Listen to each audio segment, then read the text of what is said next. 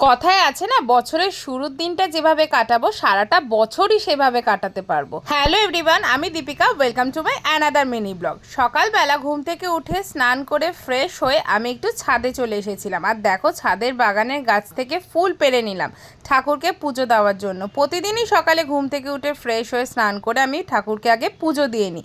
আর দেখো, পয়লা বৈশাখের জন্য মা সব ঠাকুরকেই নতুন জামা পরিয়েছে, দেখতে কত সুন্দর লাগছে তাই না? আর এগুলো কিন্তু সবই কটনের ফেব্রিকের ওপর আছে, তাই ঠাকুররাও গরমে আরামই পাবে। আর দেখো, এখানে পোগো বসে বসে প্রসাদের ওয়েট করছে কখন আমার পুজো হবে আর ও প্রসাদ পাবে।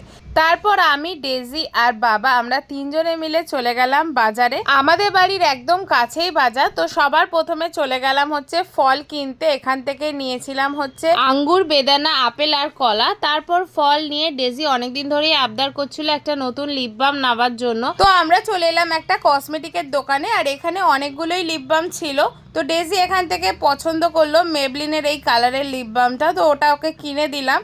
তারপর ওখান থেকে আমরা ডিরেক্ট যাচ্ছি হচ্ছে মাছের বাজারে। মাছের বাজারে গিয়ে এখান থেকে নিয়ে নিলাম হচ্ছে ডেজির ফেভারিট পমফ্রেট মাছ। ডেজি খুব ভালোবাসে পমফ্রেট মাছ খেতে, যেহেতু ডেজিকে নিয়ে আজকে বাজারে এসেছি তাই সব ডেজির পছন্দ মতোই মাছ কিনবো। তারপর ওখান থেকে নিয়ে নিলাম চিংড়ি মাছ। আমাদের পয়লা বৈশাখের দিনে মাটন বা চিকেন খেতে নেই, মাছ খেতে হয়, তাই অনেক রকম মাছ নিয়ে তারপর আমরা সবাই মিলে চলে গেলাম হচ্ছে নার্সারিতে। আমাদের বাড়ির কাছে যে ছোট্ট নার্সারি, যেখানে আমি যাই, নার্সারিতে যাবো আর গাছ কিনবো না সেটা তো হয় না, তাই এই জবা ফুলের গাছটা আর এই নীল অপরাজিতার গাছ আর এই লেবু গাছটা নিলাম। দেখো ছোট্ট গাছে কি সুন্দর লেবু হয়ে রয়েছে। তারপর বাড়িতে এসে সব মাছগুলো ধুয়ে দিলাম। আর আজ বাজার থেকে এনেছি আর মাছ, পমফ্রেট মাছ আর হচ্ছে ট্যাংরা মাছ আর চিংড়ি মাছ। মা সেগুলোই ফ্রেশ করে নুন মাখিয়ে ফ্রিজে তুলে রাখছে।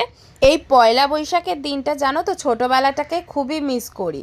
ছোটোবেলায় বাবার যেহেতু দোকান ছিল, তাই আমি আর ভাই সকাল সকাল ঘুম থেকে উঠে নতুন জামা কাপড় পরে আমরা মিষ্টির প্যাকেট, ক্যালেন্ডার সমস্ত কিছু নিয়ে বাবার দোকানে চলে আসতাম।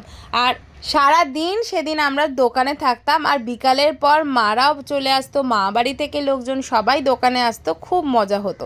ব্রেকফাস্ট সেরে ডেজিকে স্নান করিয়ে দিলাম, তারপর ডেজিকে নতুন জামা পরিয়ে দিলাম। আর ও এখানে ডান্স করছে। ডেজি ডান্স করতে খুবই ভালোবাসে, তাই যখনই সময় পায় ডেজি ডান্স করে। আর আমি এখানে একটা ভিডিও শ্যুট করছিলাম। ভাই কাশ্মীর থেকে অনেক জিনিসপত্র নিয়ে এসছে, সেগুলোরই একটা ভিডিও আগের মিনি ব্লগে শেয়ার করেছি, না দেখে থাকলে চেক আউট করে নিও। ইয়েলো আর ব্ল্যাক কম্বিনেশনের এই পাখিটা অনেকক্ষণ ধরে আমাদের বাড়ির জানলায় বসেছিল। আর তারপর মা অনেক কিছু রান্না করেছিল, সেগুলো খেয়ে বিকালবেলা ঘুম থেকে উঠে একটু আঙ্গুর খেয়ে নিলাম। তারপর ডেজিকে নিয়ে ছাদে এলাম। আর দেখো, আমার ছাদের গাছগুলোয় রং বেরঙে ফুলে ভর্তি, দেখতে কি সুন্দর লাগছে তোমাদের কি বলবো। আর আজ ছাদে এসে দেখলাম, এই দেখো কি সুন্দর একটা গোলাপ ফুলও ফুটেছে। তো এইটা তো পয়লা বৈশাখে আমার জন্য একটা গিফট বলতে পারো। প্রতিদিনই চেষ্টা করি বিকালবেলার টাইমটা ডেজিকে নিয়ে একটু ছাদে এসে ওর সাথে একটু খেলাধুলা করতে, ওর সাথে একটু টাইম কাটাতে।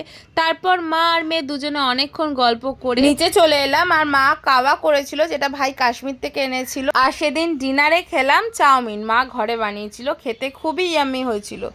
তো এই তো পয়লা বৈশাখের দিনটা এভাবেই সিম্পলভাবে আমি কাটিয়েছি। আই হোপ তোমাদের ভালো লেগেছে। এখনকার মতো টাটা।